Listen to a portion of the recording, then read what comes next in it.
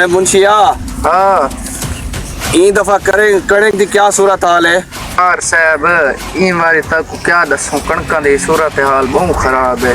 क्या मतलब तेरा कि सूरत हाल खराब है? क्या कणक सारी दा मुरब्बे च क्या नहीं थई? वो साजिदा मुरब्बे थई तो है, लेकिन विच हवा दी वजह तो कुछ ढह गई है तो कुछ नुकसान थी गए। नुकसान थी गए? हाँ। केड़ी शायद नुकसान थे कणक? ये हवाई हर पासे चल देन, इंदा मतलब कणक सारी ढह गई है? साजी सारी सात मैं तेरा उस्ताद हां। साहब गलती थी गई सरदार साहब।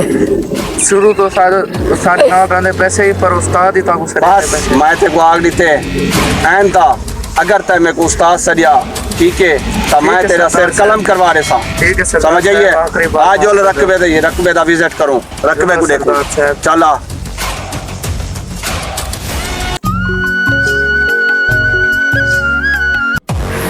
भाई मुंशिया, हाँ ये जेड़े रकबे लोगे ने दिखी ना, हाँ ठीक है मैं तादा इना रकबे दे होते ना अपना कब्जा जमा दी। सरदार साहब ये तो तुम्हारे शुरू दे काम में खुद भी हराम खांदो, साकू भी हराम खांदो। तेरा क्या मतलब कि ऐसा हराम करने हैं? सरदार साहब गलती, सरदार साहब सबको माफ कर दो। सरदार साहब बारे गलती करना थी। आइंदा बात तेरे कोई पक ना सुना मैं। चल आ जो ठीक है सरदार अब दे साहब। दिया क्या थी ने? हाँ हाँ नहीं सरदार साहब तेको बार बार समझाया, गलती थी लूसिया। सरदार साहब। तू मेरा खांदी ते बेकू भोंक दी, ठीक सरदार है? साहब गलती थी ये। मेरी गाल सुन, ये जेड़ा रकबा सा पिछला कब्जा किता से हाँ ओ इंदा ममदू था, ठीक है? ठीक है, ई फिर है ना मैं आदा कोई नवे रकबे जेड़े बच्चे पेन खाली पेन उन्हां दे उत्ते कब्जे कर गए ने, ठीक है सरदार ठीक है? साहब, ठीक है ते मेरी गाल सुन, तैं किसे को दसना नहीं, ठीक है सरदार ठीक है? साहब, ठीक है मैं तू नमक हलाल भर तो सारा खानदानी मुंशी अंदा पई ठीक है ते ताए अगर दो नंबरी कीता सारे नाल, ठीक है। ठीक है? ठीक। ओए मुंशी जी दस सरदार आई साहब। तेरे कणक किवें विचदी पई आजकल? सरदार साहब कणक 2500 रुपए मण विकदी पई है। 2500 रुपए मण? जी सरदार साहब। सरकारी रेट तो 3900 रुपए है। तुसा कल दे उन्हें भी डिठे खबर आते रेट वो कणक दे रेट डह गए नो सरदार साहब।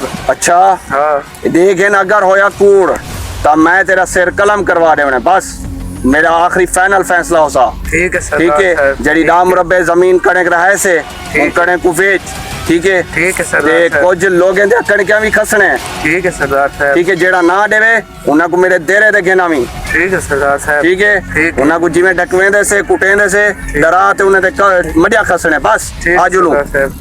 सरदार साहब मैं ही तो को खावणे दिया तो को कह खावणे तुसा लोगों को खांदे वे मैं तो को खाना होना।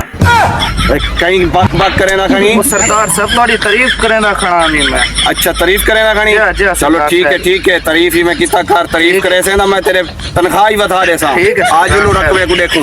हाँ छोड़ा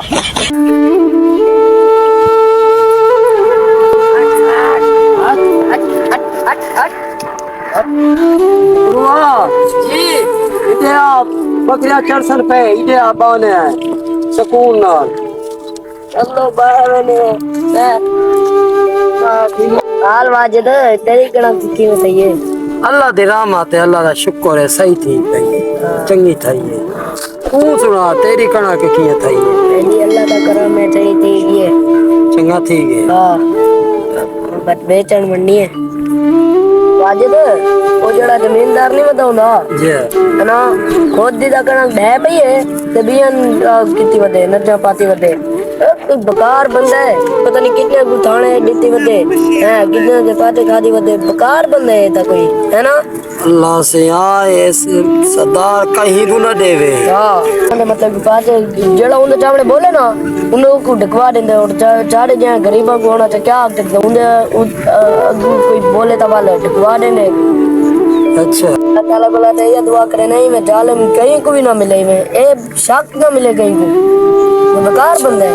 ओ हाँ यार सरदार हर कहीं तू ढकवाई पे हर कहीं दा पैसे खादी वदे हाँ कहीं तू ढकवाई पे है तक हर कहीं दा पैसे देवणन असा जरिए कोई गाल करे ने सा कोई ढकवा खड़ दे हुन समझ नहीं आती पई इंदा इंदा बारे करूं तो करूं क्या। तो एक दवा ढकवा जाए मैं कोई ढकवाया सी वे मुंशिया ये सरदार ये साहब। मेरे को लग दे ये नबलू ते वाजिद बैठी जी हाँ सरदार ये वाजिद वो ही जिन्हें पैसे खसवाया हम ते बलाई को बदमाशी की ढकवा दिता हम जी हाँ ठीक सरदार साहब वो है है ते इन्हां दी जमीन तकड़ी आई अच्छा समझ आइए ठीक है सर ते इन्हां कोल ये नबलू दा माल दिठी जी हाँ माल सरदार कितना ही दा तकड़ा माल है जी हाँ सरदार ते साहब। इन्हां कोल खसने है माल भी खसने ते इनकी जमीन ही खसने ठीक है, ठीक है सरदार। अगर ये बदमाशी करे सी ठीक इको ढकवा दे उन्हें दुआ को ढकवा दे सो आज लो इधर करो जुल्द सरदार जुल्द वीडियो अच्छी लगी हो तो चैनल को लाइक सब्सक्राइब कमेंट्स और शेयर लाजमी करें।